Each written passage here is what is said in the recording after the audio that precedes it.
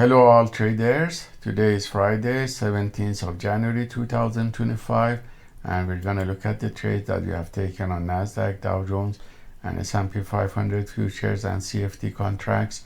If we look at the 1 hour macro chart, we see that the price was above the previous day close and it started to go up during the Asian and London session continuously. And by looking at 10-minute macro chart, we see that after New York market opening, the price started to go up first, had a pullback, retested the previous level of support and then bounced back and continued to go up till 1 o'clock, and then it started to go down and later had a pullback and closed in the middle of this wide range. So when I came back later afternoon to work on this account around 2:30, the price was testing this level of support on Nasdaq and S&P 500 and the buyers came back. So when the price reached this area of support here around 2:30 on all E-minis, I took long positions on Nasdaq first and also on S&P 500, which was closed with profit and break even, and the next wave of uptrend was taken also with long position here with setup T. And since the price couldn't go further and started to go down, I took sell short position here and also in this area, and then again long position when the price had a deep pullback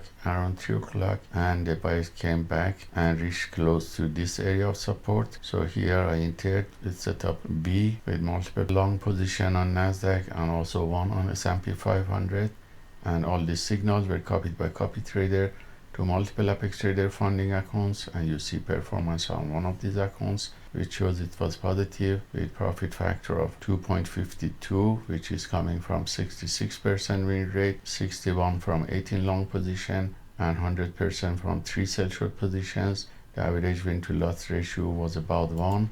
The largest winning trade was 290 and the largest losing trade was 290 again. So this was summary of the trades that were taken on the futures prop firm account and on the CFD prop firm account.